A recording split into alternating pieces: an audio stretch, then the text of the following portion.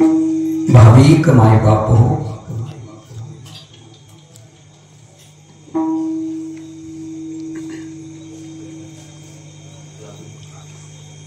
आज आपल्या या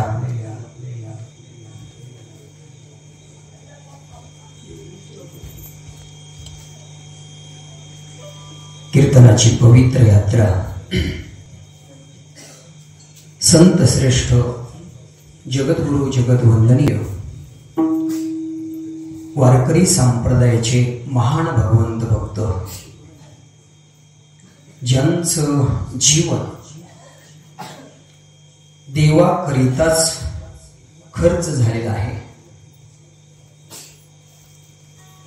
जीवन आहे, आमचं जीवन कशाकरिता खर्च करायचा आहे याचा थोडासा आम्हाला विचार आजच्या कीर्तनाच्या माध्यमातून करायचा आहे. जगद्गुरु तुकोबाराय देवाकडून, जगताकडून, वृक्ष वेलीकडून, पशु पक्षाकडून संत म्हणून घेतात. त्याला एकच कारण आहे, त्यांचं जीवन फक्त देवाकरिता खर्च झालं म्हणून.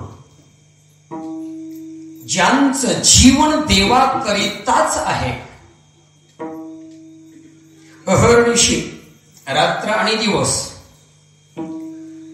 त्याला जग संत आपोआपच म्हणत असतं. त्याला म्हण म्हणण्याची आवश्यकता नाही, पण देवासाठी खर्च व्हावा. तुकोबारायांचं जीवन देवासाठी खर्च झालं. तुकोबारायांचं येणं देवासाठीच आहे. कधीतरी तुकोबारायांचं अंतःकरण शोधून पहा. तुकोबारायांच्या अंतःकरणामध्ये आम्हाला कधीतरी असं दिसून आलेलं आहे का? तुकोबाराय स्वतः करिता या मृत्यूलोकामध्ये आलेले आहेत असं कधीतरी दिसून येते का? बोला. जगद्गुरु तुकोबारायांचे 4092 अभंगाचा शोध घ्या. तुकोबारायांचे चरित्र आहे, ते चरित्र पहा. या चरित्रामध्ये, या अभंगामध्ये तुकोबाराय स्वतःसाठी आलेत का? आणि जो स्वतःसाठी जर येत असेल त्याला जीव म्हणावं, आणि जे देवासाठीच जे येतात त्याला शिव म्हणावं. विठ्ठल.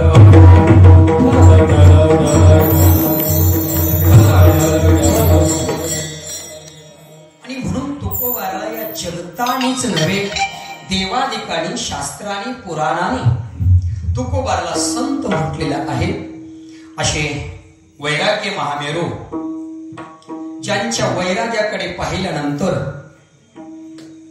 आमच्याही मनामध्ये किंचित विचार यावा की तुकोबारायांचं वैराग्य आणि आमच्याही जीवनामध्ये येत असलेला वैताग, आमचं वैताग आहे, संतांचं वैराग्य आहे. पण ते वैराग्य कधीतरी आमच्याही जीवनामध्ये यावं. ज्ञानोबारायांची गोड उभी आहे. ज्ञानोबाराय म्हणतात, तुकोबाराय वैराग्याची मूर्ती झाले. वैराग्य तुकोबारायांच्या पुढे हात जोडून उभा आहे. आमचा स्वीकार करा. वैराग्याने म्हणावं, आमचा स्वीकार करावा, करा. एवढा अधिकार तुकोबारायांचा आहे. ज्ञानोबाराय म्हणतात, आम्हालाही कधी कधी वाटतं की आम्ही वैरागी आहोत, पण ज्ञानोबाराय सांगून देतात बघा, वैराग्याची शिव न देखती, विवेकाची भाष नेती. ज्ञानोबाराय इथं आम्हाला मूर्ख म्हटलेलं आहे बरं का. ज्ञानोबारायांनी ज्ञानेश्वरीमध्ये आम्हाला एक वेळेस मूर्ख म्हटलेलं आहे, एक वेळेस हेंद्र म्हटलेलं आहे, आणि एक वेळेस ज्ञानोबाराय स्वतःला मूर्ख म्हणून घेतात. याचं आपण चिंतन करू आणि पुढे वाटचाल करू. ज्ञानोबाराय या ओळीमध्ये आम्हाला मूर्ख म्हणतात. वैराग्याची शिव न देखती, विवेकाची भाषी नेनती, ते मूर्ख केवी पावती मज ईश्वराते. आता ऐका, मज ईश्वराते केवी पावते. ईश्वराला जर प्राप्त करून घ्यायचं असेल, देवाची प्राप्ती जर व्हावी असं वाटत असेल, तर ज्ञानोबारायांनी आम्हाला एक साधन सांगितलेलं आहे. ते साधन आहे वैराग्य. ज्यांच्या जीवनामध्ये वैराग्य प्राप्त झालं की त्यांच्या जीवनामध्ये ते आपोआप प्राप्त झालं. एक साधन पहिल्या कुडीमध्ये आहे, आणि दुसरं साधन आहे विवेक. ज्यांच्या जीवनामध्ये वैराग्य आहे आणि ज्यांच्या जीवनामध्ये विवेक आहे, हे विवेक आणि वैराग्य. पण विवेक कसा असला पाहिजे?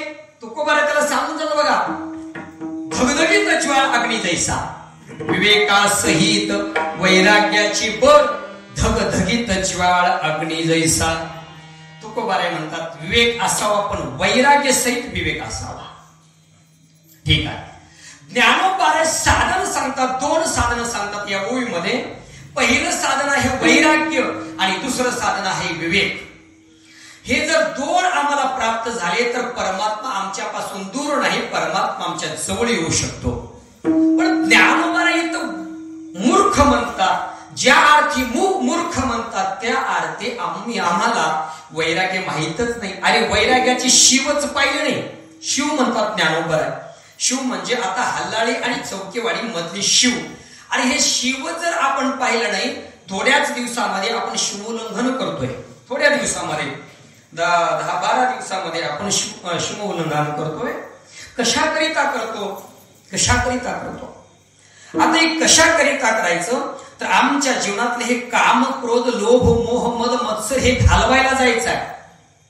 हे दूर देशी पाठवायचं आहे आणि पाठवून परत आम्हाला इथं यायचं आहे. असो तो भाग आपला नाही. ज्ञानोबारा म्हणतात मग ती वैराग्याची शिवच पाहिली नाही, मग वैराग्याच्या गोष्टी करून चालतील का? ज्ञानोबारा म्हणतात चालत नाही. बर, सकाळी उठल्यापासून संध्याकाळी झोपेपर्यंत ज्यांच्या मुखामध्ये सतत नको त्याची निंदा, नको त्याचं बोल नाही, नको ते शब्द असतील, तर तिच्या मुखामध्ये विवेक कधी जागृत होईल? काही महाभागे असे आहेत, सकाळी उठल्यापासून दुसऱ्या दिवशी सकाळी उठेपर्यंत जरी त्याला गाढ झोप लागली, गाढ झोपेतून त्याला उठल्याबरोबर तो शिव्या देत असतो. आणि ज्यांच्या मुखामध्ये सकाळी उठल्यापासून सकाळी उठेपर्यंत जर शिव्या जर मुखामध्ये असतील तर विवेकाची भाषा कधी बोलू? ज्ञानोबारांनी 17व्या अध्यायामध्ये बचनागाचं लक्षण सांगितलंय, दृष्टांत दिलंय. बचनाग माहिती आहे आपल्याला, छोटासा लहानसा. ज्ञानोबारा म्हटले छोटासा आहे, मग छोटासा साप आहे म्हणून त्याला दूध पाजवावं. दूध पाजवल्यानंतर असं त्यांना वाटलं की जो दूध पाजवत आहे त्याला असं वाटलं की याच्या मुखामध्ये अमृत होईल. ज्ञानोबारा म्हणतात अरे दूध पाजवाना अमृत जरी त्याला तर विषच तिच्यामध्ये निर्माण होत असतं. एक जात अशी आहे की ज्या जातीला अमृत जरी पाजवलं तर त्याचं विष बनवणारी जाती आहे. आणि संताला जरी विष पाजवलं, मीराबाईला विष पाजवलं ना, मीराबाईच्या मुखामध्ये अमृत झाला. ही संतांची जात आहे. आम्हाला जरी अमृत जर घेऊन आलं तरी आम्ही त्याचं विष बनवतो. आणि म्हणून विवेकाची भाषेने ती. मग ज्ञानोबारा म्हणतात ते मूर्ख केवी पावती मज ईश्वरा. ते मूर्ख मला कधी पावतील? मला कसं पावतील? बोला. मूर्ख म्हटले. ज्ञानोबारा दुसऱ्या ओळीमध्ये आम्हाला हेंद्र म्हटलेला. हेंद्र, ज्ञानोबारांचा अधिकार आम्हाला हेंद्र म्हणण्याचं हो आहे. ज्ञानोबारांचा अधिकार आहे. बरं, हेंद्र कुणी म्हणावं, कोणाला म्हणावं? जे हेंद्रासारखं वागतं, हेंद्रटासारखं राहतं त्याला हेंद्र म्हणावं, आणि जे हेंद्रासारखं राहतच नाही त्याला म्हणावं.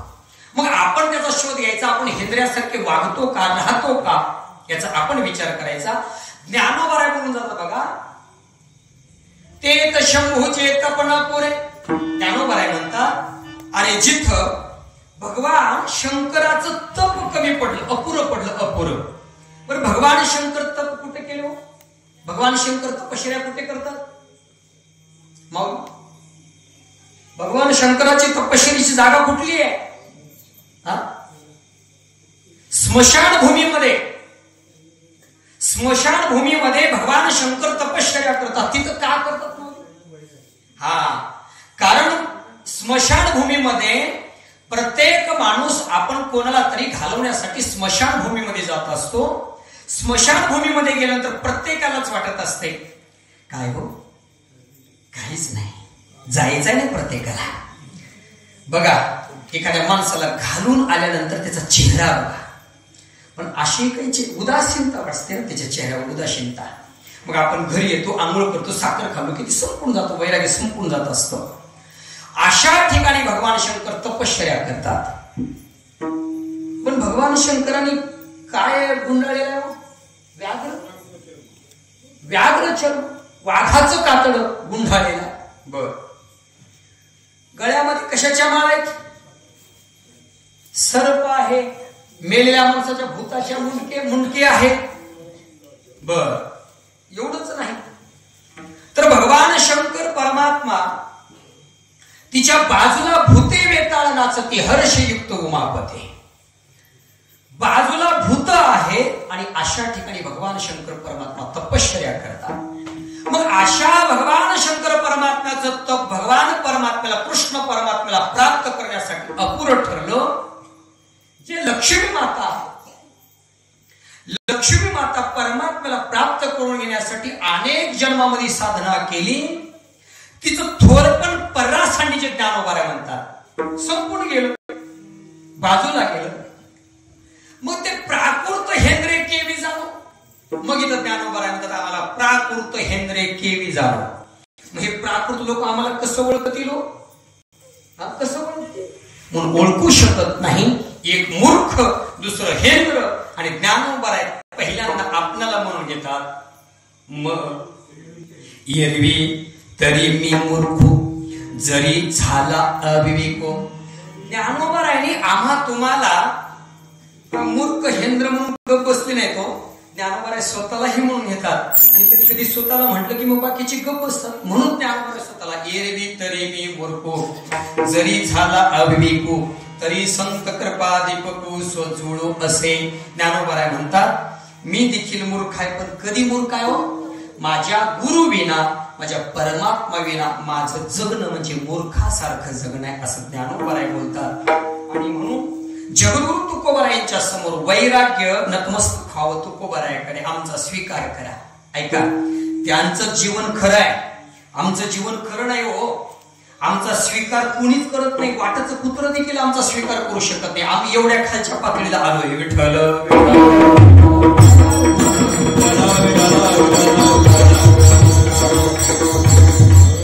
आमची किळस कुत्र्याला देखील येत आहे, म्हणून कुत्र देखील आमच्यापासून दूर चालेल. लक्षात ठेवा, एवढ्या खालच्या पातळीला आम्ही येऊन टेकलोय. पण वैराग्य तुकोबारायांचा स्वीकार करत आहे. आमचा स्वीकार करा, नतमस्तक होत आहे. अशी वैराग्याची मूर्ती जगद्गुरु तुकोबाराय. या तुकोबारायांचा 6 चरणाचा अगदी भगवान परमात्म्याच्या पुढे या अभंगाच्या माध्यमातून मागणी करत आहे. ऐका, ही मागणी जसं काल लढिवाळपणाची मागणी आहे तसं आजच्याही अभंगामध्ये लढिवाळपणाची मागणी आहे.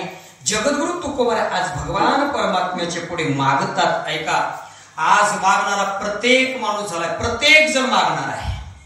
पण लक्षात ठेवा, जरी आम्ही मागत असाल पण देण्याचंही सामर्थ्य आमच्यामध्ये पाहिजे तर आपण मागावं.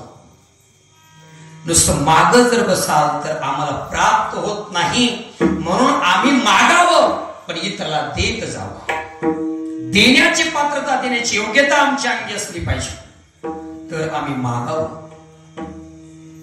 जगद्गुरु तुकोबाराय देवाच्या पुढे मागतात. आज जगद्गुरु तुकोबाराय देवाच्या पुढे मागत असताना कधी कधी मागणी तुकोबारायांची जीवासाठी आहे, कधी कधी तुकोबारायांची मागणी वृक्षासाठी आहे, कधी कधी तुकोबारायांची मागणी वेलीसाठी आहे, कधी कधी तुकोबारायांची मागणी पक्षासाठी आहे, कधी कधी तुकोबारायांची मागणी पशुसाठी आहे, आणि कधी कधी जगद्गुरु तुकोबारायांची मागणी सकळ जीवासाठी आहे, आणि कधी कधी तुकोबारायांची मागणी स्वतःसाठी आहे. ऐका महाराज, जगद्गुरु तुकोबाराय ही संत आहेत. मग संत तरी स्वतःसाठी काहीच मागत नसतात. आणि मग आज जर तुकोबाराय स्वतःसाठी मागत असतील, तुम्ही म्हणता की तुकोबाराय कधी कधी स्वतःसाठी मागतात, म्हणजे स्वतःसाठी मागतात ते संत असतात का? ऐका, जगद्गुरु तुकोबाराय जरी आजच्या या अभंगामधून स्वतःसाठी मागत जरी असतील तरी देखील ऐका माऊली, आज आम्ही या कीर्तनाच्या नारदाच्या गादीवर उभा टाकलोय. आम्ही जर शुद्ध नसाल तर तुम्हाला आम्ही शुद्ध कसं करावं? शुद्ध करू शकत नाही. पहिल्यांदा आम्ही शुद्ध झालं पाहिजे, आणि ज्यावेळेस आम्ही शुद्ध होतो ना त्यावेळेस तुम्ही आपोआपच शुद्ध होत. आणि जर आम्हीच जर घाणेरडी दिसाल तर तुम्ही शुद्ध होऊ शकत नाही.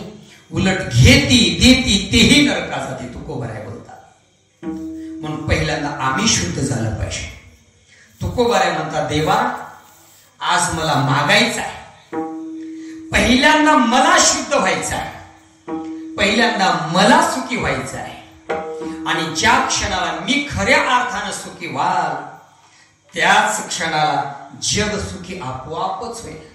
आणि मीच जर दुःखी असेल तर जग सुखी होऊ शकत नाही.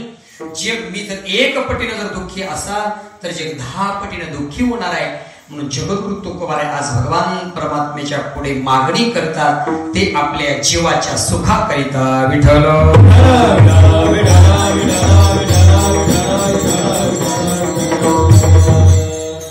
तुकोबारायांचा अधिकार आहे देवाच्या पुढे मागण्याचा, आणि देवाचा अधिकार आहे तुकोबाराला देण्याचा.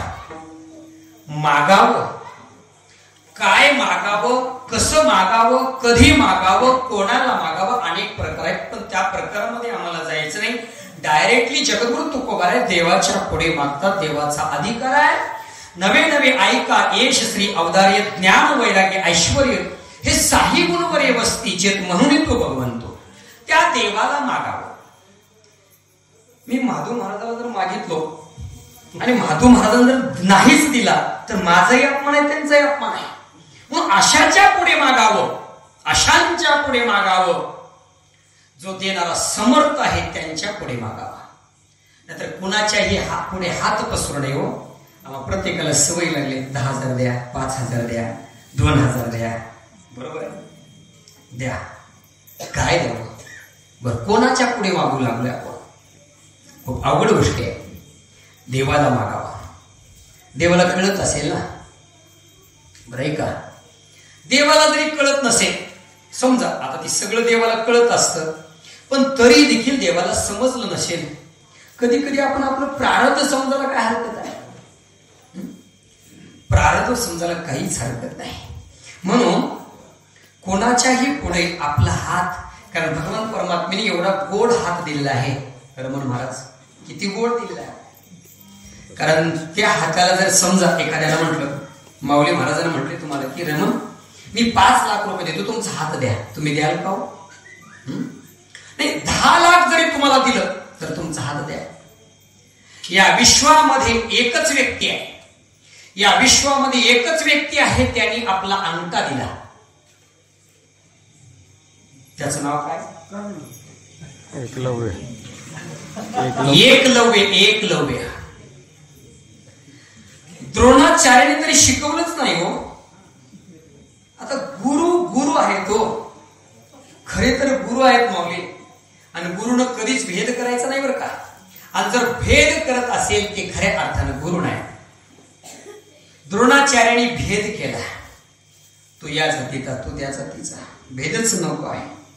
आणि कीर्तनकाराने या कीर्तनाच्या गादीवर उभा टाकून भेदाच्या गोष्टीच करू नये.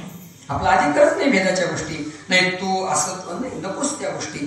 फक्त काय करायचे, नाथबाबांना आम्हाला कीर्तन करायला पण अशी परिस्थिती निर्माण झाली की कोणीही यावर उभा टाकावून बोलावं अशी परिस्थिती झाली. म्हणून नको तसा प्रसंग घडू लागलाय. कारण इथं कुणी बी आपण कुणी काही बोलावं असं नाही बोलली ही गादी. नाथाने आम्हा कीर्तनकाराला एक नियम घालून दिलेला आहे. काय घालून दिला? सगुण चरित्रे परम पवित्र सादर वर्णावे. नाथ बाबा सांगतात, बाबा सगुण चरित्र परम पवित्र सादर वर्णन करा, जेणेकरून तुमच्या प्रत्येकाच्या अंतःकरणामध्ये भगवान परमात्म्याची मूर्ती ठसावी. ऐशी कीर्तन मर्यादा आहे संतांच्या घरती. संतांच्या गोष्टी बोला ना, परमात्म्याविषयी काय बोलायचे ते बोला. परमात्म्याला आळवा का कीर्तनामध्ये, परमात्म्याचं गुणगान का. तर उगेच ह्या या जाती त्या कशा करीतात या गोष्टी नको आहेत कीर्तनामध्ये. आणि म्हणून द्रोणाचार्याने भेद केला, आणि भेद केल्यामुळं एकलव्य नाराज झाला. पण तो काय होता? एकलव्य होता. एक होता, एक लक्ष होतं एकलव्याचं. एकलव्याने विचार केला की आता आपण तरी त्यांच्याकडनं शिक्षा, गुरु दक्षिणा हे घ्यायचं आहे, गुरु दीक्षा घ्यायचा. एकलव्य वनामध्ये गेला, मातीचा पुतळा बनवला द्रोणाचार्याचा, आणि गुरु दीक्षा घेतली. विद्या पूर्ण प्राप्त झाली. पुत्र गेलो, तुम्हाला माहिती आहे. कुत्र्याला असं मारलं की ती कुत्र भुंकू नये मरू नये. ही विद्या द्रोणाचार्याकडेही नव्हती. लक्षात ठेवा. आता ऐका बरं का, थोडं लक्ष देऊन ऐका. कधी कधी एखादं ज्ञान गुरुकडे नसतं, पण ते ज्ञान शिष्यांच्या अंतःकरणातला जो शुद्ध भाव ज्यावेळेस प्रकट होतो त्यावेळेस तो शुद्ध भावच ते ज्ञान आपोआपच ती खेचत असतो. विठ्ठल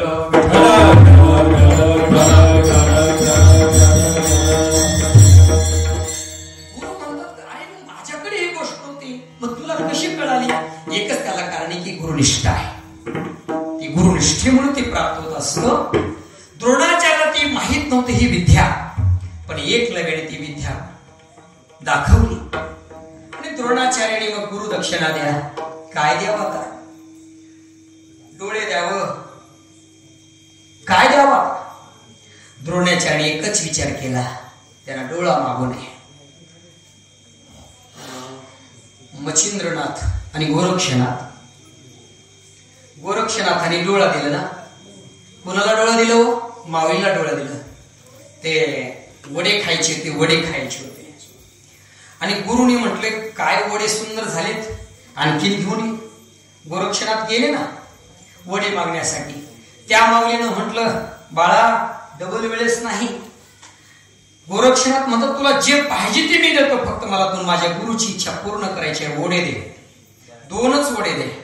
त्या माऊलीनं म्हटलं, 2 वडे देते, पण तू डोळा देशील का?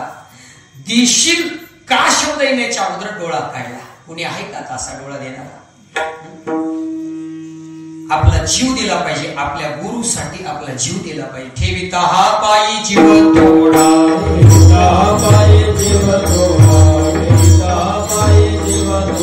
काय द्यावे त्याचे व्हावे भूतराये, काय द्यावे त्याचे व्हावे भूतराये. ठेविता हा पायी जीव तोडा.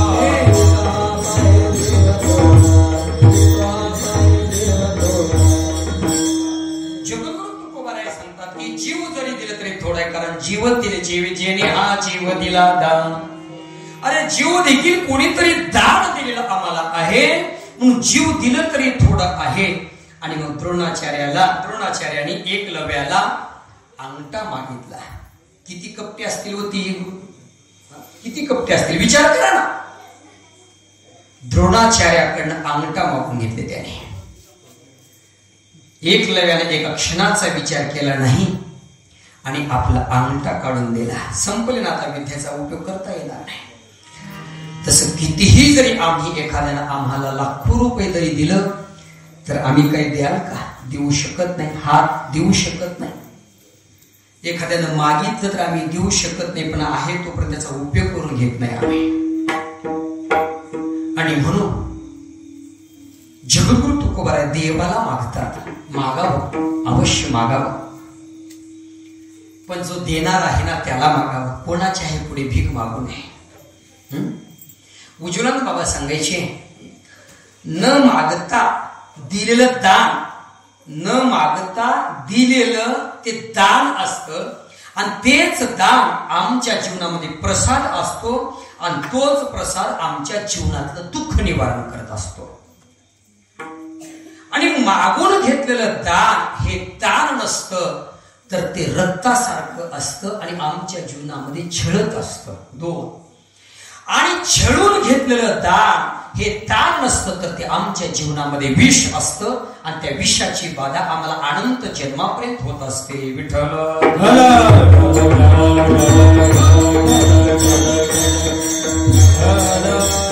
आणि म्हणून जगद्गुरु तुकोबाराय देवाच्या पुढे मागतात. कशा करिता? तर तुकोबाराय डायरेक्ट बोलतात की देवा, मला थोडं कळून आलेलं देवा. कारण मला कशा करिता कळून आलं की मी तुझ्या संगतीमध्ये असल्यामुळे, तुझ्या नामस्मरणामध्ये मी एकरूप असल्यामुळे मला आता कळून आलेलं आहे. काय कळून आलेलं आहे? की या जीवाला सुख दुसरेकडे नाही, तर तुझ्या संगतीमध्ये या जीवाला सुख आहे.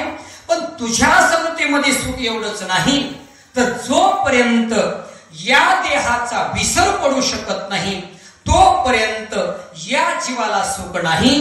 या जीवाला जर सुख हवं असं वाटत असेल तर पहिल्यांदा या देहाचा विसर पडला पाहिजे. हे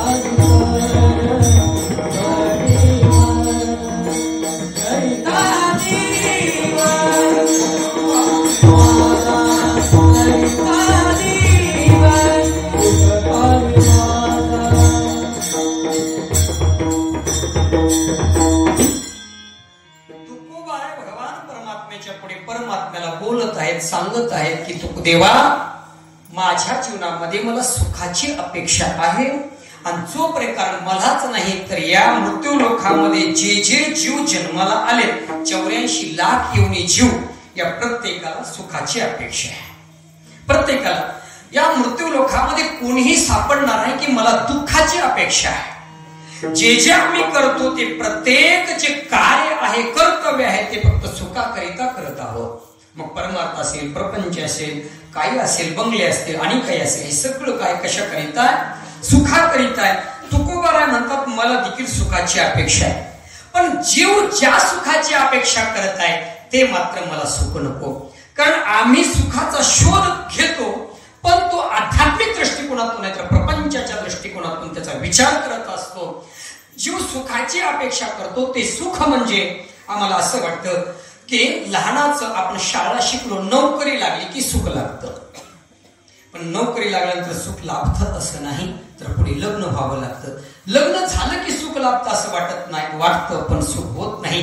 पुढे लेकरं जन्माला यावं लागतं असं वाटतं. लेकरं जन्माला आले की लेकरं चांगले व्हावं वाटतं म्हणजे सगळी जी अपेक्षा करतो घर बांधल्यानंतर सुख शेती घेतल्यानंतर सुख पाणी झाल्यानंतर सुख अनेक गोष्टी आम्ही या सुखाकरिता करतो पण प्रपंचाच्या दृष्टिकोनाकडून करतो. म्हणून प्रत्येक जीव आज दुःखी आहे. कोणालाही विचार मी सुखी आहे का असं कोणी म्हणेल का? हा वर्ण म्हणेल मी सुखी आहे पण अंतःकरणापासून तो म्हणू शकत नाही. अब्जावधी जर रुपये असतील त्यांच्याकडे पण तो सुखी नाही. अब्जावधी रुपये अलेक्झांडरला जाऊन विचारा तुम्ही सुखी आहात का? पंतप्रधान मोदी साहेबाला विचारा तुम्ही सुखी आहात का? कोणी सांगू शकत नाही तर सुखी का? कारण यांचा जो मार्ग आहे ना सुखाचा तो चुकलेला मार्ग आहे. आणि म्हणून जगद्गुरु तुकोबाराय विचार करतात जे जीव ज्या सुखाची अपेक्षा करतात ते सुख मला नको आहे तर आध्यात्मिक सुख मला हवं आहे आणि ते सुख मला कळून आलं ती कुठं आहे तर जोपर्यंत देहाचा विसर पडत नाही तोपर्यंत खरं सुख मला प्राप्त होऊ शकत नाही. तर देवाने प्रश्न केला महाराज तुकोबाराय तुमचा प्रश्न थोडासा मला आश्चर्यजनक वाटत आहे का? तुकोबारायने म्हणलं कसं काय देवा? देव म्हणतात तुकोबाराय या जीवाला सुख होण्याकरिता देहाची गरज आहे. कथेची सामुग्री देह अवसानावरी नको जागो देव भंगा गात्र माझे पांडुरंगा. तुकोबाराय म्हणतात देवा की कथेची सामुग्री मृदंग वाजवायचं असेल तर हातामध्ये ताकद पाहिजे हो. बोलायचं असेल तर ओठामध्ये ताकद पाहिजे तर माणूस बोलू शकतो आणि ताकदच नसेल तर काय बोलावं. आता मनोज जरांगे पाटील 9 दिवस उपाशी राहील. आता दवाखान्यामध्ये त्याला काहीच बोलता येईल ना, अशक्तपणा. म्हणजे बोलण्याकरिता जसं शब्द ताकद लागते तसं मग जर देहावर जर विसर पडला तर माणूस काय बोलू शकणार, काय करणार, क्रिया काही करणार आहे का. मग सुख कशाकरिता, देहाकरिता. मग देहाचा जर विसर पडला तर सुख कुठं प्राप्त होणार आहे. देव विचारे तू को बरा म्हटले देवा तसं नाही. ऐका कसं आहे. मग देवाने विचारलं, देवा तुझं नामस्मरण करत असताना आपली उजळून बाबा सांगायची बघा. ज्ञानोबरांची उभी आहे त्याच्यासाठी. संकल्प विकल्पाचे लुगडे मन करुणी उघडे बुद्धी मागिली चकडी उघीची बैसे. ज्ञानोबराय म्हणतात ज्याला खरा परमार्थ करायचा, ज्याला खरं सुखी व्हायचं, खरा सुखी बरं का. संकल्प विकल्पाचं लुगडं बाजूला सारायचं आहे. मनाला थोडं सांगायचं, मना आता तू थोडं स्थिर राहा, स्थिर. मला एक 10 मिनिट ध्यान करू दे, नामस्मरण करू दे. जसं महाराज दृष्टांत सांगायचे, आपण आंघोळ करत असताना लज्ज रक्षणापुरतीच कपडे अंगावर ठेवत असतो. आंघोळ करत असताना सगळेच अंगावर कपडे ठेवतो. अंग जर स्वच्छ जर करायचं असेल, आता काय सांगावं, भगवंतानी फार उपकार आमच्यावर केले. तो देवाने हे कातडी दिलेत माऊली म्हणून फार उपकार आहे. जर माऊली जर कातडी जर देवाला आम्हाला दिलं नसतं तर प्रश्नचिन्ह आहे. विचार करा काय होईल. अहो एवढी कातडी देऊन आम्ही सकाळी दुपारा संध्याकाळी पावडर लावून लावून देखील लोकांच्या अंगात जवळ गेले की आम्हाला दुर्गंधी सुटते. काही काही तोंड लोकांच्या जवळ गेले की तोंडाचा वास असा येतो, अरे बापरे काय बोला. एवढी दुर्गंधी, एवढी स्वच्छता राहून देखील. आणि जर देवाला जरी कातडी जर दिली नसती तर देवाचे किती उपकार आहेत बोला. मग माणूस माणसाच्या जवळ गेला असता का, गेला नसता माणूस माणसाच्या जवळ. तरी देखील एवढा आम्ही या देहासाठी प्रयत्न करतो, एवढा प्रयत्न करतो, रात्र आणि दिवस या देहासाठीच करतो. मग या देहाला जर कितीही आम्ही या देहाची चोचले जर पुरवलो तर माणूस सुखी होईल का. माणूस सुखी होणार नाही, समाधान होणार नाही, परमात्म्याची प्राप्ती होणार नाही. मग कुठंतरी या शरीराला कष्ट दिलं पाहिजे, लक्षात ठेवा. मग या शरीराला कष्ट कशाकरिता दिलं पाहिजे तर देवाकरिता कष्ट दिलं पाहिजे. काळा श्रीमद भागवत काळा आणि त्या भागवतामध्ये ध्रुव बाळाची कथा आलेली आहे. ध्रुव बाळ 6 महिने म्हणजे 5च महिने भगवंताची प्राप्ती केला. ध्रुव बाळाने 5 महिने भगवंताची साधना केला आणि 6व्या महिन्यामध्ये परमात्म्याची प्राप्ती झाली. ध्रुव बाळाला काहीच माहित नाही, भगवंताचं ध्यान कसं करावं माहित नाही, भगवंताचं नामस्मरण कसं करावं हे काहीच माहित नाही. तरी देखील ध्रुव बाळ वनामध्ये जातो. वाटेमध्ये नारदजी भेटतात आणि ध्रुवाला सांगतात, ध्रुवा अरे वाट जंगल आहे, जंगलामध्ये हिंस प्राणी आहेत आणि तिथे तू जाऊ नकोस, तुला ती खाऊन टाकते. ध्रुवानं सांगितलं, तुम्ही ऋषी मुनी आहात. हो मी ऋषी आहे. ऐका, माझा पूर्ण विश्वास माझ्या आईवर आहे. माझ्या आईनं मला सांगितलेलं आहे की तू वनात जा आणि तपश्चर्या कर. बरं कुणी आईनं सांगितलंय? सावत्र आईनं मला सांगितलेलं आहे. आणि सावत्र आईवर एवढा विश्वास आहे. किती वर्षाचा मुलगा आहे? 6 वर्षाचा आहे. 6 वर्षाचा मुलगा सावत्र आईवर विश्वास ठेवतो आणि तो जंगलामध्ये जातो. बरं जंगल पूर्वीचे काही असे होते का, एक अर्धा किलोमीटरचे नाही, खूप खूप मोठे जंगल होते. आणि अशा जंगलामध्ये जावं आणि साधना करावं. बरं जंगलामध्ये कोण दुसरी आई येईल का, तिची सख्यत्री आई येईल का?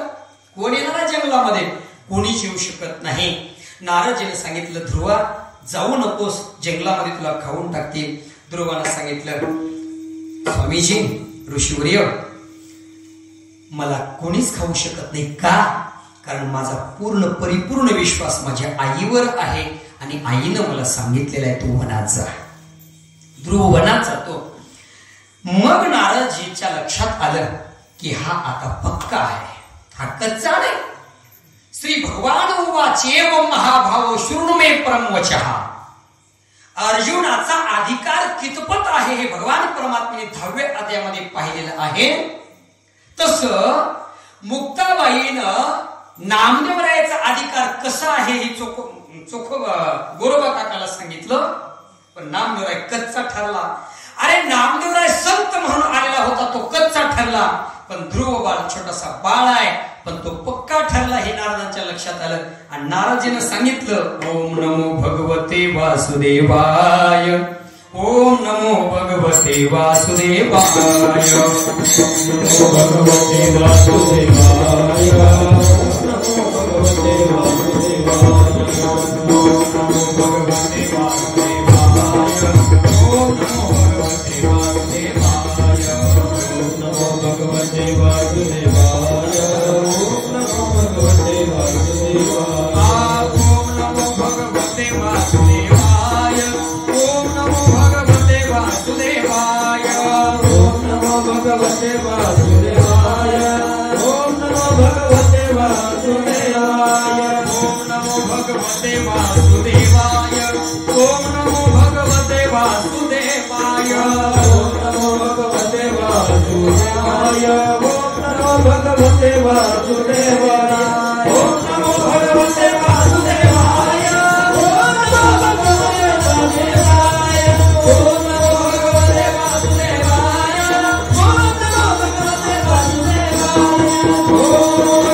वासुदेवाय, ओम नमो भगवते वासुदेवाय, ओम नमो भगवते वासुदेवाय, ओम नमो भगवते वासुदेवाय,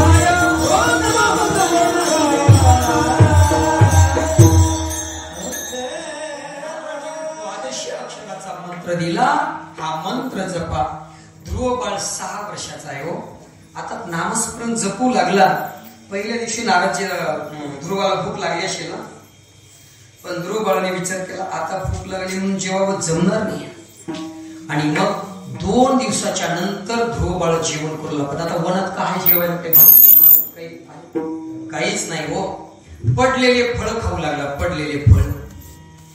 पडलेले पिकले फळ खाऊ लागला. पहिल्या महिन्यामध्ये, दुसऱ्या महिन्यामध्ये 4 दिवसाच्या नंतर वाळले फळ खाऊ लागला.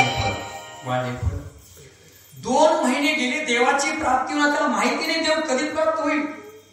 त्याला वाटलं की देव आता प्राप्त होईल, पण झाला नाही ना देव प्राप्त. 3ऱ्या महिन्यामध्ये ध्रुव बाळाने वाळलेली फळं सोडलं, पिकलेले फळं सोडलं आणि वाळलेले पानं खाऊ लागला. पानं. आता ह्याच्यावर एक संदेश घ्यायचा बरं का. ज्याला खराच परमार्थ करायचा आहे ना, त्याच्या जीवनामध्ये असंच असतंय, वाळलेलंच खाऊ लागते हो. ज्याला ही पचवण्याची ताकद आहे ना, ज्ञानोबाने 12 गद्यामध्ये एक ओवी दिली बघा. लोहाचे चणे पोचरिया पडते खाणे, ते पोट भरणे की प्राणी शुद्धी म्हणो. ज्ञानोबा म्हणतात, अरे लोखंडाचे चणे, लोखंडाचे फुटाणे की कुणाला द्यायचं? जिच्या तोंडामध्ये दातच नाही त्याला द्यायचं. त्याचं पोट भरल का मरल. आणि ज्याला खरा परमार्थ करायचा आहे ना, तिच्या जीवनामध्ये लोखंडाचे चणे म्हणजे आघात. ज्यांच्या जीवनामध्ये अशी आघात पचवण्याची दैवी ताकद ज्याच्या अंगामध्ये आहे, तोच खरा परमार्थामध्ये प्रमार्थिक होऊ शकतो. विठ्ठल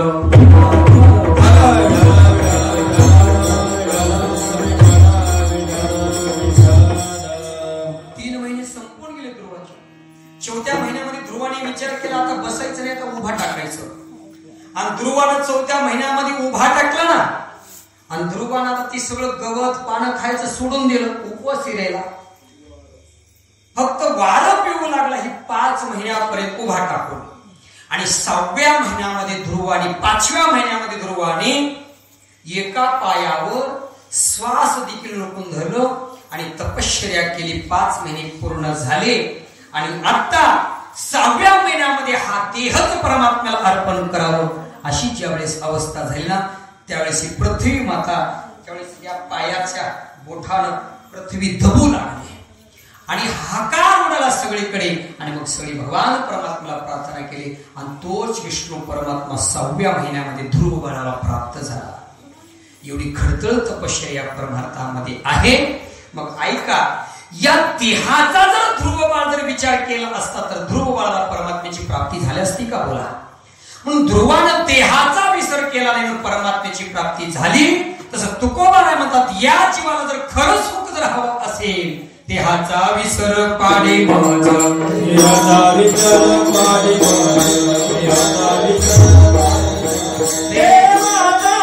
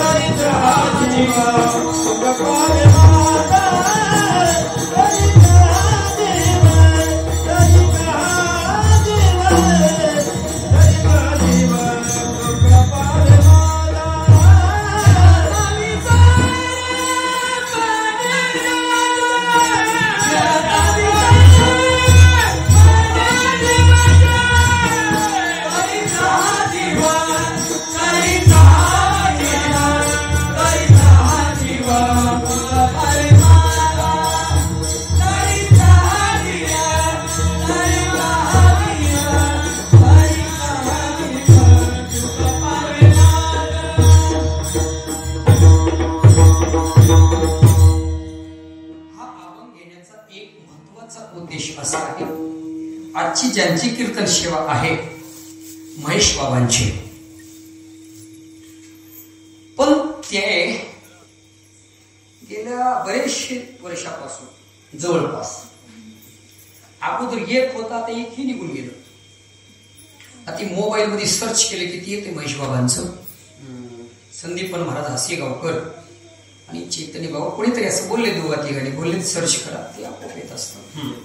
चैतन्य बाबा तर महेश बाबांच्या दोन्ही किडन्या गेलेत, तरी देखील महेश बाबा आज आहेत. कशाकरिता? देहाचा विसर पाडीमाच. उज्ज्वलन बाबांची ज्या वेळेस कळून आलं की हा रोग जडला, महाराज म्हटले आता या देहातून जर कीर्तनच होत नसेल तर देह ठेवायचा कशाला. महेश बाबा आतापर्यंत कीर्तन करत आहेत आणि ती करत राहणार आहे. डॉक्टर महेश बाबाला सांगत आहे की तुम्ही आता जोपर्यंत कीर्तन कमी करत नाही तोपर्यंत तुमचा आजार कमी होणार नाही. तरी देखील महेश बाबा ऐकत नाहीत, कीर्तन करूच लागले. पण काल खूप थोडं दूरवरचा कार्यक्रम केल्यामुळे आज त्यांना जास्त असं उठताच येणं जास्त म्हणून महाराजांनी फोन केले की सेवा करून घ्या. दुसरी बाजू अशी आहे की वर्षाला आपली संध्याकाळची सेवा असायची, 2 असायच्या. एक संध्याकाळी सकाळी. मारुतरायला म्हटलं एवढा वर्ष मला चहास सोडा. मारुतरायला म्हटलं की नाही तुमचा चहास आहेच, कारण त्यांची इच्छा असते ना मारुतरायाची. म्हणून संध्याकाळची सेवा द्वारकेमध्ये आज कृष्णानंद बाबा म्हणून महाराज आहेत, त्यांच्या जवळपास 22 वर्ष झालं दोन्ही किडनॅप केल्या. आज ते एवढे मजबूत आहेत फक्त भगवंताच्या नामस्मरणामध्ये. भगवंताला त्या जीवाला जर ठेवायचं असेल ना तर कसंही करू शकतो. आता उदाहरण सांगतो बरं का, मी माफी पाहून सांगतो. श्रावण मासामध्ये आम्हाला 4 चिकूची झाडं भेटले अचलवेटवर. जयपाल गुरुजीनेच मला उठवली आणि महाराज चिकूची झाडं घ्या, नारळाची वेळ पण नारळाची आहेत म्हणून मी चिकूची घेतलो 4 झाडं. आणि गोकुळ अष्टमी झाल्या दुसऱ्या दिवशी मी ती 4ही झाडं घेऊन गेलो. 3 झाडं 4ही झाडं लावलो, पण एक झाड अशा ठिकाणी गेलं की उकिरड्याच्या जवळ, आणि ती त्याला खाल्लं काहीतरी लागलं, ते पूर्णच वळून गेलं. अरे म्हणलं चला म्हणलं बघू ह्याला दुसरीकडे लावा. आता मी चिकूचं झाड आहे बरं का, आता तुम्ही उद्या येऊन बघा, कधी येऊन बघा शेतामध्ये. आणि ती झाड मी वाळलेलं झाड मी दुसरीकडे लावलंय. आता त्याला 4 दिवस झाले, हिरवीगार पानं 5 पानं आहेत. मला का सांगायचं त्याचं एकच कारण आहे की महेश बाबांच्या किडण्या गेल्या तरी महेश बाबा जिवंत आहे, ते जिवंत राहणारच आहे. त्याला एकच ते भगवान परमात्म्याची कृपा आहे.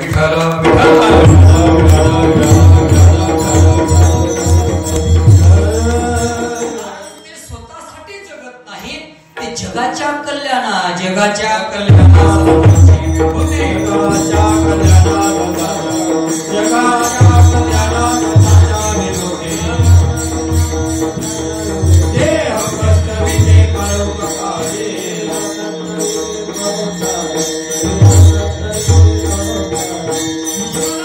मुंबईमध्ये हॉस्पिटलमध्ये होते.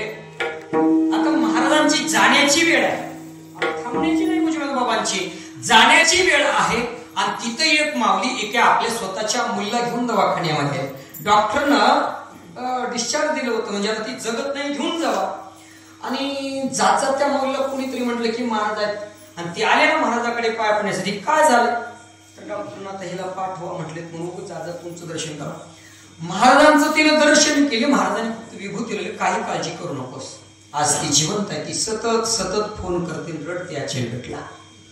म्हणजे महाराज जाण्याच्या वेळेत आहेत तरी देखील जगाचं कल्याण आहे. म्हणून महेश बाबा या जगाकरिताच इथं आलेत. म्हणून महेश बाबाला काहीच होणार नाही. आणि जर त्यांना झालं तर देव राहील का या मृत्यू लोकांमध्ये? ज्यावेळेस सुरजीवला बाबाला कॅन्सर झालं त्यावेळेस या उरकी गावचा एक गौडा म्हणून ते वाणी समाजाचा आहे गौडा, ते देवाच्या पुढे जायचं आणि एवढं भांडण करायचं, अरे देवा तुला देव कसं म्हणावं? देव थरथर कापू लागला. लक्षात ठेवा.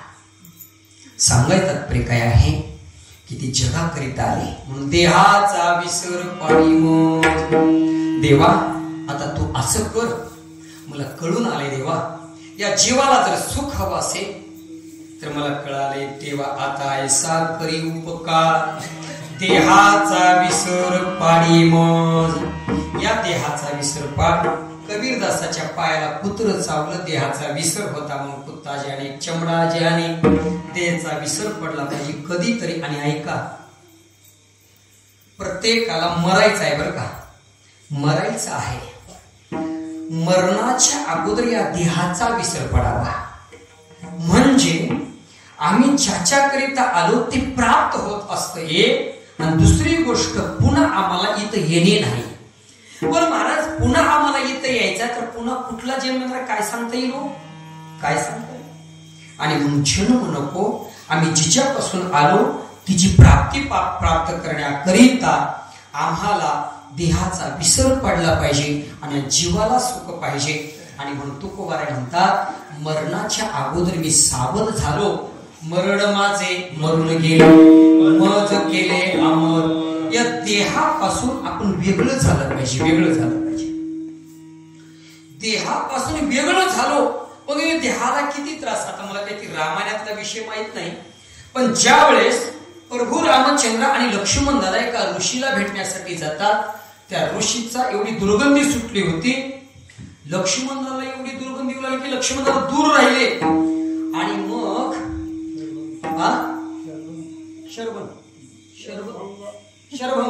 शरभंग ऋषी एवढी दुर्गंधी तिच्या शरीराला होती. आणि मग शिष्यानं सांगितले की गुरुवर्य प्रभू रामचंद्र तुमच्या जवळ पण लक्ष्मण दादा काही ना हो, मग कुठं दूरवर आहे का? ती दुर्गंधी लागली. आणि मग त्या शरभंग ऋषीने आपला तो घाणेरडा देह बाजूला काढून ठेवला आणि मग सुगंधी शरीर बनवलं. आणि मग प्रभू रामचंद्रचं लक्ष्मणदादांचं दर्शन करतात आणि ते निघून गेल्यानंतर पुन्हा त्या देहामध्ये येत असतात. म्हणजे देहामध्ये असून देखील देहाच्या वेगळं होणं हे साधू संतांचं लक्षण आहे. ते आपल्या जीवनामध्ये यावं. आणि म्हणून तुकोबाराय म्हणतात खऱ्या जीवाची सार्थकता याच्यामध्ये आहे. देहाचा विसर देवा आता ऐसा. देवा आता असा एक उपकार कर देवा, कारण माझ्यावर अनेकांनी उपकार केले. किती जणांनी उपकार केले? तो पहिले उपकार आईचे आहेत, बाबाचे आहेत, जगाचे आहेत, साधू संतांचे आहेत, सर्वांचे उपकार आहेत. पण देवा तुमचा देखील अनेक एवढाच उपकार करा देवा आता ऐसा. असा उपकार करा. काय करा? या देहाचा विसर पाडी मग. या देहाचा विसर पडला रे पडला तरीच हा जीव सुख पावे माझा. तरीच हा जीव सुख पावे माझा.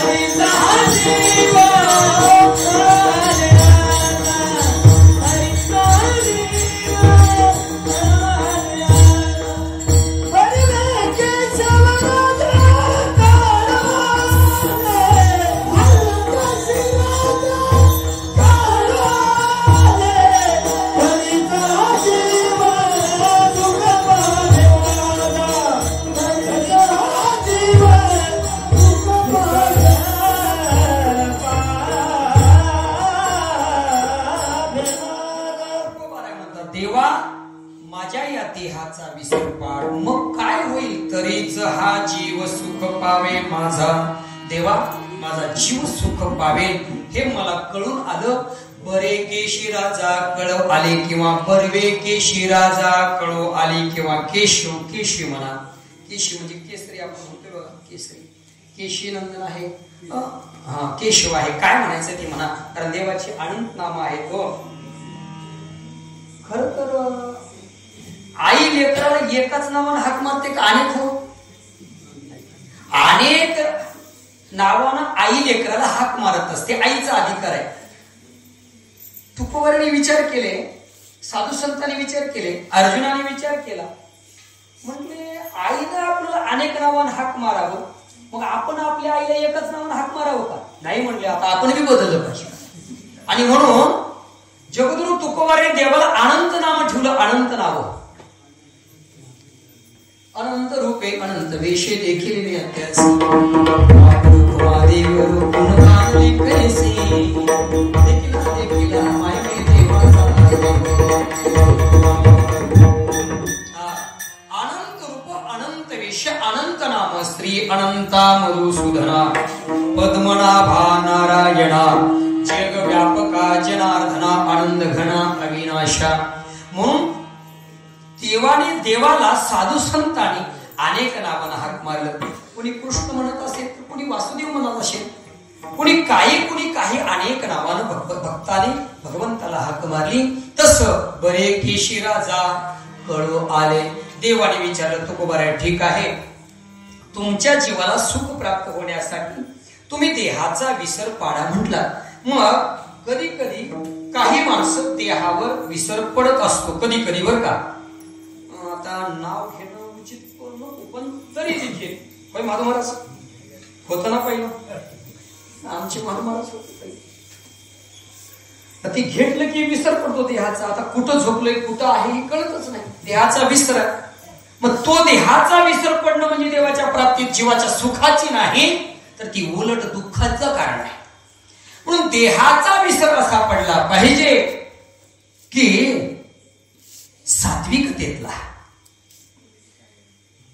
हरी असो ऐसा कोठे आठवची नाही, तेहीच विधेही भोगुदशा. आठव गेला भावा भाव, झाला स्वयमेव पांडुरंग.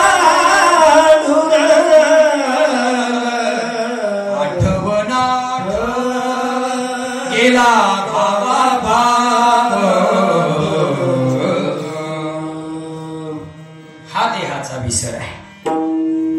मी कुठं आहे, मी इथं आहे, कुठं आहे काहीच आठवत नाही. आणि म्हणून असा विसर पडला की या जीवाला खरं सुख प्राप्त होतं, आत्मसुख प्राप्त होतं. आणि मग हे आत्मसुख प्राप्त झालं ना, मग दुसऱ्या सुखाला तुच्छ मानणार हे संत आहेत. आणि तरीच हा जीव सुख पावे माझा. बरे केशी राजा कळू आले. मला देवा आता कळून आलं, ठीक आहे. देवाने म्हटलं बस झालं का? मग तुकोबारा म्हटलं नाही देवा, एकाच मागणीमध्ये अनेक मागायचं असतं. देव तुकोबारा म्हटले देवा एक तर मागणी मागायचं आहे, पण त्या मागणीमध्ये अनेक मागणी आहे. मग देहाचा विसर पडण्यासाठी काहीतरी सामुग्री असावी लागते ना. का उगच मी म्हंटल देहाचा विसर पडा, हा मग पडला विसर, असं कधी होते का? असं कधी होऊ शकत नाही. मग त्याच्याकरिता काहीतरी सामुग्री लागते. ती सामुग्री जगद्गुरु तुकोबारा अभंगाच्या तिसऱ्या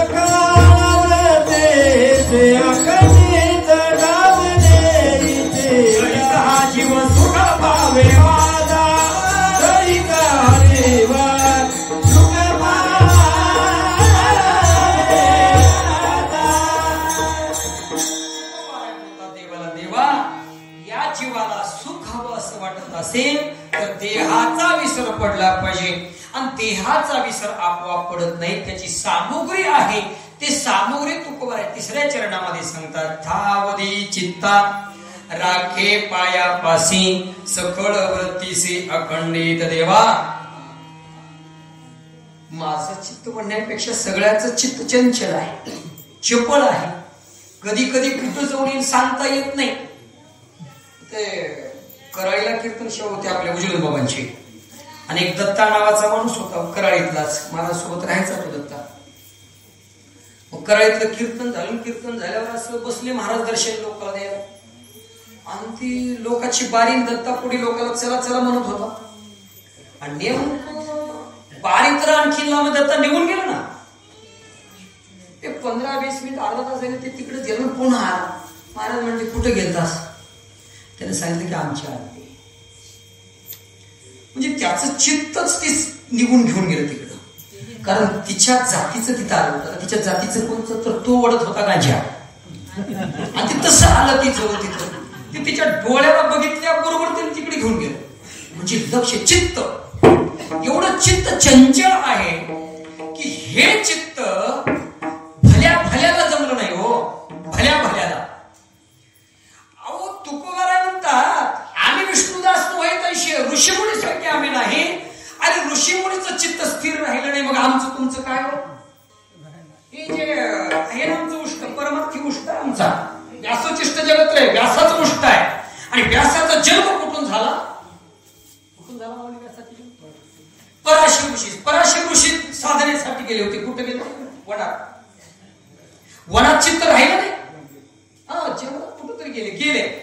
मग चित्त राहिलं का जवळ? कुठं आलं चित्त? निघालं मागायला आणि गेलं मग चित्त. सांगायचं की भल्या भल्या ऋषीमुनीचं चित्त एका ठिकाणी राहू शकत नाही, मग तुमचा आमचा कारभार आहे. आणि म्हणून तुकोबाराय म्हणतात देवा थावदी चित्ता राखे पायापासे. माझं चित्त तुझ्या पायापाशी असं, पण त्याचं राखण मात्र तू करावं. चित्त माझं तुझ्यापाशी असो, चित्त तुझे पाय डोळा रूपाचे ध्यान बरोबर आहे, पण या चित्ताचं राखण मात्र तू करावं ना. आज चित्त पायापाशी असतं हो. समजा एखाद्या मुलाला एखाद्या वडिलांनी अपेक्षा असते की कीर्तन करावं म्हणून त्या मुलाला बापाने लिहून ठेवलं तिथं, मुलगा कधी निघून जाते काही सांगता येत नाही हो. गवळीने असंच केलं एक दिवस. म्हटलं कृष्णाचा लईच त्रास होत आहे म्हटलं गवळणी, आणि कृष्णाला नेहून कुठंतरी दूर सोडून यावं. गेल्या ना गवळणी कृष्णाला दूर घेऊन गेल्या, दूर घेऊन गेल्या, आणि म्हटलं आता कृष्ण येतात मी बांधल्या तिथं निघून आल्या, आता बरं झालं म्हटल्या. घरी येण्याच्या अगोदर कृष्ण परमात्मा समोर आहे. म्हणजे आपलं चित्त असंच आहे, स्थिर राहू शकत नाही. म्हणून देवा ही प्रार्थना आहे, पण चित्ताला ठाव राखण करण्याचं काम तुझंच काम. देव काय त्याचं काय नोकर आहे का? नोकर आहे का तुकोबारायचं? नाही. पण तुकोबाराय देवालाच का राखण करा म्हटलेलं आहे? त्याचं एकच कारण आहे, कारण चित्त देवापासूनच निर्माण झाले, आणि जिच्यापासून निर्माण झालं त्याचं राखण त्यानेच करावं, तर ते त्याच्या ताब्यात असतं.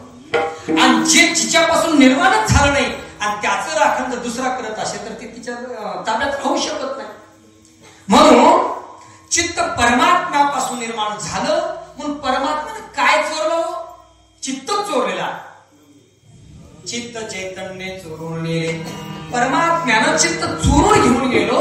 परमात्म्यापासून निर्माण झालेले चित्त आहे, म्हणून भगवंता देवा हे चित्ताचं राखण तुझं करण्याचं काम आहे. म्हणून ठावदे चित्ता राखे पायापाशी. मग एवढंच आहे का? नाही. सगळं वृत्तीशी अखंडित.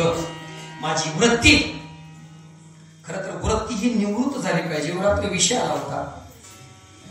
वृत्ती ही निवृत्त जर झाली तरच आपल्या लक्षात असतं, नाही तर आपली वृत्ती अशी आहे हो, कुठं कुठं जाईल सांगता येत नाही. नको तिथं जाते, नको ते खाऊन येत असते, नको ते पिऊन येत असते, नको ते करून येत असते. गेली ना वृत्ती परवा, गेल्या 2 वर्षाखाली ते बागुल महाराज का बागुल महाराज काय झालं, बागुल का बागुल असं महाराज ते गेल्या 2-3 वर्षाखाली ती पेटलं होतं चांगलं, सगळ्याला झेल झालं होतं. आणि आता परवा एक 15-20 दिवसाखाली मुडेकर महाराज आणि झालं, सगळ्या भानगडी झाल्या. आणि थोडं सगळ्यांना एक प्रार्थना आहे की थोडं सावध राहिलं पाहिजे बरं का. आता आपण महाराजापासून सावध राहिलं पाहिजे. आणि येतं यावर्षी थोडं आम्ही जरा घेतोय बाजूला थोडं, कारण ती आग्नीच आहे तो, त्याच्यापासून दूरच राहिलं पाहिजे. ज्याला खरा प्रमाणात करायचं ना, तर नाथांनी श्रीमद भागवताच्या 11व्या स्कंदामध्ये शांती ब्रह्म एकनाथ महाराजांनी श्रीमद एकनाथी भागवत केलंय. आणि त्या एकनाथी भागवतामध्ये साधकास सदाचरण संहिता अशा 42 ओव्या येतात. आणि त्या 42 ओव्यामध्ये शांतीब्रह्म एकनाथ महाराजांनी, आता एकनाथ महाराजांनी एका ठिकाणी दुसरीकडे म्हटलं नाही, पण ती कुणासाठी आहे, ते वेगळ्यासाठी, पण ज्याला साधकातून सिद्ध अवस्था प्राप्त करायची आहे त्यांच्यासाठी हे चिरंजीव पद आहे. आणि तिच्यामध्ये काय, नको स्त्रियांचा परमार्थ, नको स्त्रियांचा सांघात, नको स्त्रियांचा एकांत, करती आघात पुरुषासी. शांतीब्रह्म एकनाथ बाबांनी सांगितलं की नको, जे मी काय म्हणतो माझ्याकडे लक्ष द्या, जे साधक आहेत आणि ज्या साधकाला सिद्ध व्हायचं आहे याच्यासाठी आहे, नको. जगदुरु तुकोबाराय सांगतात बघा,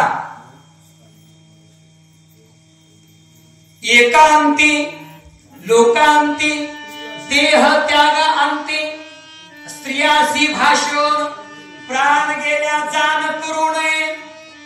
एकांती लोकांती स्त्रियासी भाषण प्राण गेल्या जाण करू नये. आता कसं राहावं म्हणून थोडं सावध राहिलं पाहिजे. आणि परमार्थाचं वाटोळ झालं बरं का. या 10-15 वर्षामध्ये किती आनंद असायचा बघा. आज आमच्या गावामध्ये पारायणला 4-5 मुलं आहेत. मंदिर नव्हतं, एवढं लाखो रुपये खर्च करून मंदिराचं काम झालं. मग या मंदिरामध्ये बसलं पाहिजे ना, शोभा वाटली, बरं होतं. पहिलं छोटं मंदिर होतं, 4-5 बरं वाटत होते. पण आता या एवढ्या मंडपामध्ये एवढेच बसलं, कसं बरं वाटते सांग. विचार केला पाहिजे, परमार्थ वाढला पाहिजे कुठंतरी. आणि जर असं जर होत असेल तर काय उपयोग होणार आहे सांगा. एवढा खर्च करून कुठंतरी मजबूत झाला पाहिजे. फक्त दिखाऊ परमार्थ होऊ लागला, दिखाऊ. किती जण गावातले भजन करी इथं उभा टाकलेले. सत्ता गावासाठी आहे ना, होय मग महाराज उभा टाकलं पाहिजे ना, तुमचं काम आहे ना. होय, आमची ती काय पाठीमागे ते नाव काय त्यांचं लक्ष, हा भीम महाराज. तानाजी मास्तर कुठे गेले नाही. म्हणजे असं जर तुम्ही जर करत असं लांब बसला असाल तर मग कशा करते सांग ना. तुम्ही विचार करा. आता माझा अधिकार नाही बोलण्याचा, पण ते आता योग आलेल्यामुळे मी बोलत आहे. हे परगावचे सगळे उभा टाकून आपण खाली बसावं हे एवढं आहे का सांगा. कुठं तरी आपण याची जाणीव ठेवली पाहिजे. आपल्यासाठी परमार्थ आहे, आपण परमार्थ केला पाहिजे. जगाला दाखवलं पाहिजे. एखादा वारकरी आला की या म्हटलं पाहिजे, आपण टाळ घेतलं पाहिजे. टाळकरी आला की आपल्या गळ्यातले टाळ त्यांना दिलं पाहिजे. तसं नाही आपण येऊन उभा टाकायचं, मग ती आमचं बुद्धिमंत महाराज किंवा आणि कोणीतरी मग तिच्या गळ्यातले टाळ, अशी ही प्रथा नाही. मग कुठंतरी सावध झालं पाहिजे. निका परमार्थ करायचे. आता शेवटचं चिन्ह तेच आहे, आपल्याला पुढे बोलायचं आहे. आणि म्हणून ठावधी चित्ताराखे मायापासी सकळ वृत्तीसी अखंडे. मला तर आज ती पारायण करत असताना पोरं बसू लागली की मी विचार केला आता पुढच्या वर्षी यायचंच नाही. तर नाही, आता कसं आहे बघा, आपला थोडं तरी परमार्थ वाढला तर आपण येण्यामध्ये आनंद आहे. आणि परमार्थ जर कमीच पडत असेल, आता एक पोयाची वाडी 11च वाचिक असते, सगळे वाचिक. आता ती वाडीच आहे, छोटच गाव आहे, त्याला पर्याय नाही, पण ते तेवढे 11 तरी आहेत ना. वाढलं पाहिजे हो, कुठंतरी वाढ झाला तर त्याच्यात आनंद आहे. तर काय घ्यायचं मग? म्हणून प्रयत्न करा, वाचन करा, कीर्तन ऐका, पण करा. आणि जर करत नसाल, मला खरंच आज सकाळी एवढा निराश झालो होतो, फक्त महेश महाराजांना सांगितलं म्हणून नावेला झालं, मी या ठिकाणी उभा टाकलो. महेश महाराज म्हटले की माऊली तुम्हीच कीर्तन करा. खरं तर मी माऊली महाराजाला कीर्तन सेवा द्यायचं होतं, आणि मग माऊली महाराजांच्या नंतर नाही म्हटले तर मग बुद्धिवंत महाराजांना द्यायचं होतं.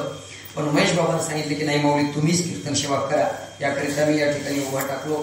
खरं तर सकाळी ती वाचकाचं बैठ म्हटलं नाही, आता आपण बस झालं, 20-22 वर्षी सेवा झालेली आहे, आता पुढच्या वर्षी आपण निरोप द्यावा. सकाळी मी म्हणून गेलो दोघा तिघांना, आता पुढच्या वर्षी काही येण्याची इच्छा करू नका, असं होऊ नये, कुठंतरी चांगलं व्हावं. आपण गेल्यानंतर चांगलं वाटत असेल इतरांना तर आपण जावं, आणि आपण गेल्यानंतर जर चांगलं वाटत नसेल तर आपण तिथे जाऊ नये हो. आलं का लक्षात? आणि म्हणून कधी कधी जाणकारांनी त्या गोष्टीचा विचार करायचा. थोडं दुःख वाटलं बरं का माझं महाराज, म्हणून सगळ्यांनी उद्याच्याला टाळ घेऊन वाटा काही तुमच्यासाठी आहे, या आमच्यासाठी निघून मला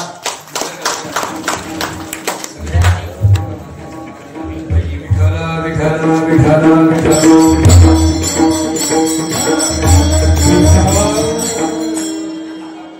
तुम्ही महाराजांना लई बोलले आम्हाला, मग उद्या बघू महाराजांना काय. मला तर लई त्रास झाला बरं का या गावामध्ये.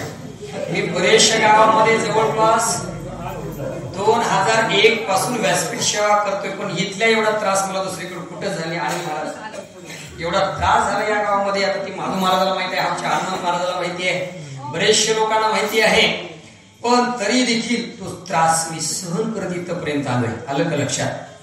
तरी देखील अजूनही त्रास सहन करू, पण परमार्थ तरी वाटला पाहिजे ना. आपण देवासाठी कितीही त्रास सहन केला तर आपण देव परमार्थ वाढावा, त्याला त्रास सहन करू.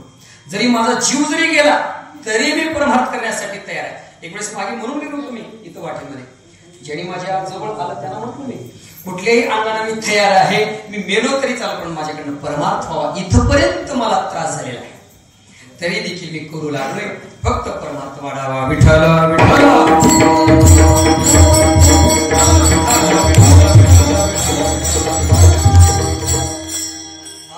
चित्तारा के पायापासी सकळ वृत्तीसी अखंडित. जगद्गुरु तुकोबार आहे, सामुग्री या जीवाला सुख प्राप्त होण्यासाठी चित्त आणि वृत्ती, या वृत्तीकरिता देवा या वृत्तीचं राखण तुम्ही करा. विठोबा रखवाय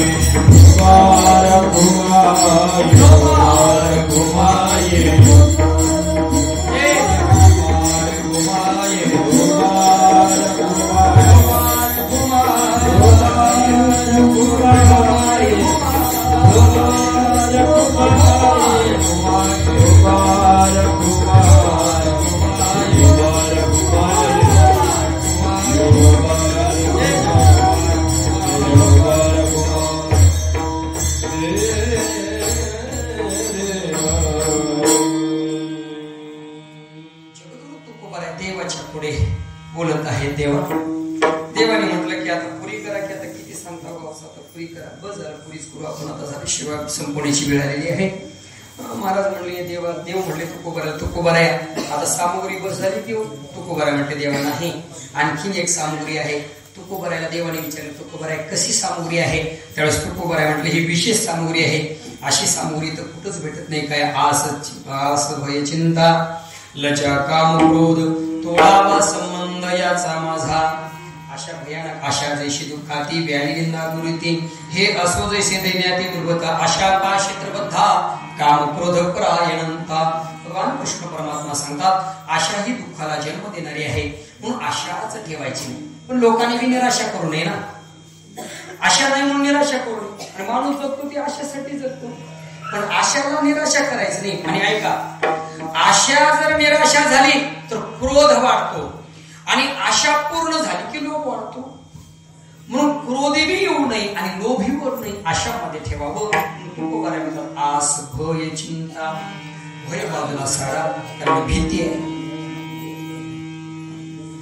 एक 5 मिनिट संध्याकाळी झोपत असताना 5 मिनिट सगळं बाजूला सारायचं, मन एकाग्र करायचं, आणि मी मरणार आहे म्हणायचं.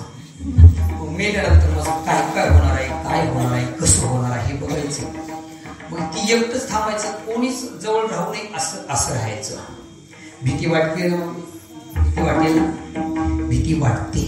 या भीतीतून मला दूर कर. इथं अमर राहण्यासाठी कुणीच आला नाही. प्रत्येकाला मरायचं आहे, प्रत्येकालाच मरायचं आहे. इथून ह्याचं नावच आहे मृत्यूलोक. हे मृत्यूलोकीची सुखाची कहाणी ऐकी जलकवणाची कहाणी. कैशी सुखनिंद्रा तृणिंगळाच्या आहाय ओखटी मृत्यूलोकाची उमराटे. तरी अवचटे जन्मलासी तू. दानवारायचा अर्जुना, तू जन्माला आलास रे, हे अवचट आहे, अवघड आहे इथली गोष्ट. आणि म्हणून ही उपराट आहे, सगळं इथलं उपराट आहे, ही मृत्यूलोक उपराट आहे. आणि म्हणून झडझडले वहिलानी ये भक्तीची वाटेला, मग तू पावसी अवेगणी धाम माझे. ज्ञानोबाराय बोलून जातात. मग काय केलं पाहिजे? सावध झालं पाहिजे, लवकर सावध झालं पाहिजे. मरायचा एवढं लक्षात ठेवा, पापच होत नाही. मरायचं आहे, मला मरायचं आहे, एक दिवस मरायचं आहे, मला जगायचं नाही, मरायचं आहे. आणि जो मरायचा आहे म्हणून जीवन जगतो ना, तोच खरा इथं अमर होत असतो. आणि मला जगायचे म्हणून जर जगत असेल तर तो अमर होत नाही हो. मग आला अटक निघून गेला, काहीच नाही, एका क्षणामध्ये गेलं निघून, काय नाही. आणि मग तो कोवराय म्हणतात आस भय, मरणाचं भय, चिंता. प्रत्येक जीव चिंता करत आहे. कशाची ना कशाची तरी चिंता आहे. कोणी मला कीर्तन भेटलं नाही म्हणत असेल, कोणी प्रवचन भेटलं नाही म्हणत असेल, म्हणजे भागवत कथा, कोणी काहीतरी चिंता जीवनामध्ये. आणि तो कोवराय म्हणतात आस भय चिंता.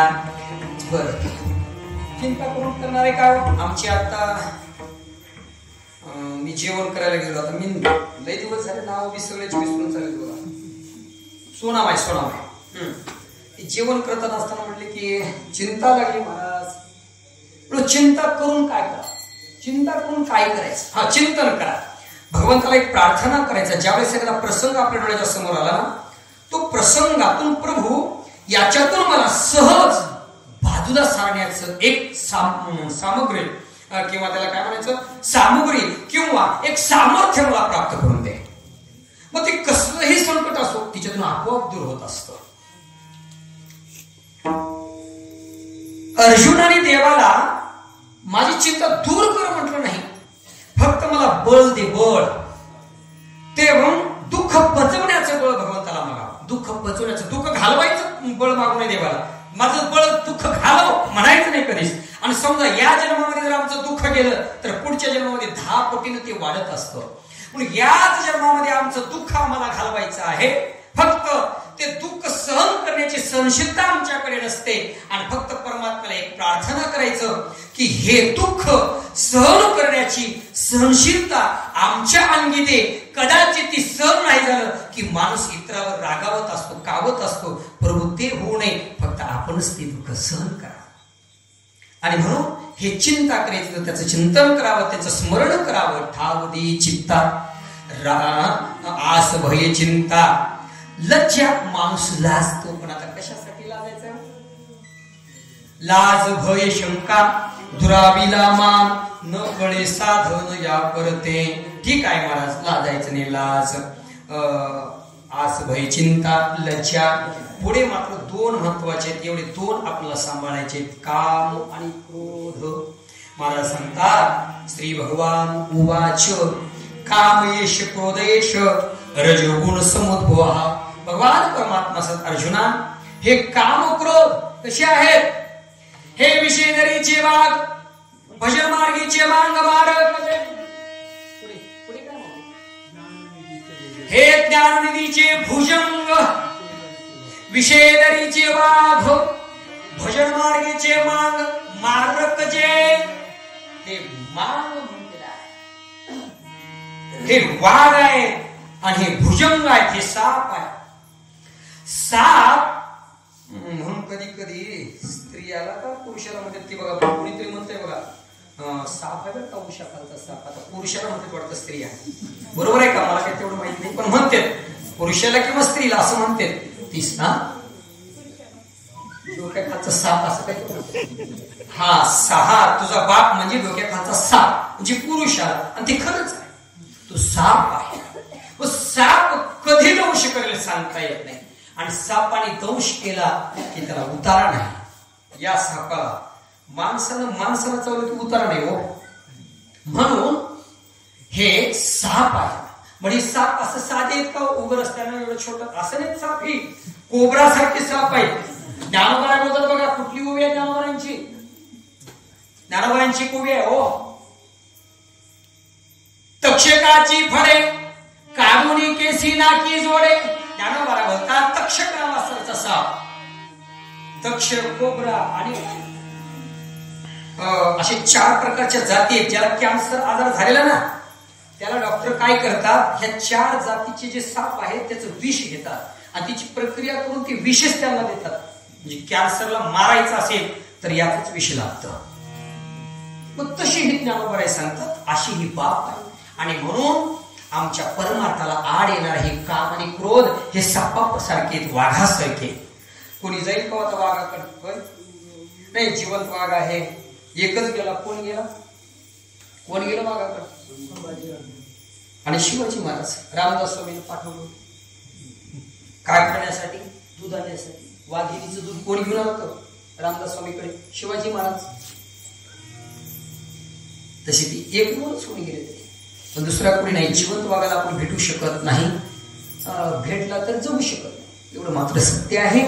मग तसे ते आहेत. म्हणून याच्यापासून थोडस लांब राहिलं पाहिजे. आणि म्हणून लज्जा, काम, क्रोध. क्रोध तरी आमचा वैरीच आहे हो. याने नागविले जग. हा काकड्यामध्ये तो अभंग आहे. आणि म्हणून याच्यापासून दूर राहिलं पाहिजे. क्रोध आला, राग आला तरी थोडं कधी कधी आपण शांत व्हायचं. एक 5-10 मिनिट शांत व्हायचं आणि मग प्रत्युत्तर द्यायचं. असो आस, भय, चिंता, लज्जा, काम, क्रोध. पुढे तोडावा संबंध याचा माझा आता संबंध सोडून टाका. ठेवू नका संबंध. कधी कधी एखाद्याचा फोन नको वाटलं की ती ब्लॅक मध्ये का घालून टाकत ना ते, असं कट करून टाकतात, ते ठेवतच नाही. तसं तू कोणाकडे त्याचा माझा संबंधच ठेवू नकोस. आणि खरं तर मला पहिलं असं वाटायचं की आपण सगळ्याला ओळखी करावं, सगळ्यांशी बोलावं, असं पण आता राहील नाही ते. आता फक्त आपण आपल्या साधनेमध्ये राहावं. जग सुखाचे दिल्या घेतल्याचे, हे असं जग आहे. म्हणून आता जगापासून सावध राहील पाहिजे. मावली बरं का, तुम्ही म्हंटलो आज मला नाही प्रत्येकाला बोलावं, बोलायचंच नाही कुणाला. बोलण्याची नाही आता देवाविन काही. बोलायचं असेल तर देवा. आज जगाला म्हणून काय बोलावं बरं? तुम्हाला बोलू कितीही बोला, तेच आहे शेवट, तेच आहे हो. म्हणून आता जगाची बोलणं बंद करून टाकायचं मावली, जर आपला परमार्थ वाढवायचा असेल तर. जग काय आज पुरताय. आपण जर मेलो तर कोण इकडलं येणार आहे? माधव महाराज, आमच्या मुलीचं लग्न होतं. माधव महाराजाला 100 वेळेस सांगितलं, माधव महाराज या. विचारा आले का? माधव महाराज आचार्य भेटला, तुमची दिंडी आहे या. आले का विचारा. माधव महाराज समोर आहे. त्यांचंच नाव का घेऊ लागलोय? कारण त्याला काही म्हणत तरी चालतंय म्हणून ते म्हणू लागलो. आलेत का विचारा. समोर आहेत. मी काही दूर सांगत नाही. सांगायचं हे सगळे दिल्या घेतल्याचे. सप्ताह आला की जवळ 8 रोज आला की मग फोन चालू करायचं, महाराज असं तारखी घ्या. या वर्षी तेच घेतले. आणि सप्ताह संपलं की मग पुढच्या वर्षी मी अगोदर महिना श्रावण मासापासून फोन चालू आहे. कुठवर आलं सप्ताहाचं नियोजन, कुठवर आलं. म्हणजे दिल्या घेतल्याचे हे जग असंच आहे. मग ते आई असो, बाबा असो, एक उदाहरण मी दिलं. आणि सगळेच असे, स्वतःची आई देखील, स्वतःचा बाबा देखील हे असेच आहेत माऊली. आज जर आम्ही निवडीतून जर काही दक्षिणा नाही जर घरात दिलं तर आम्हाला कोण विचारणार आहे सांगा?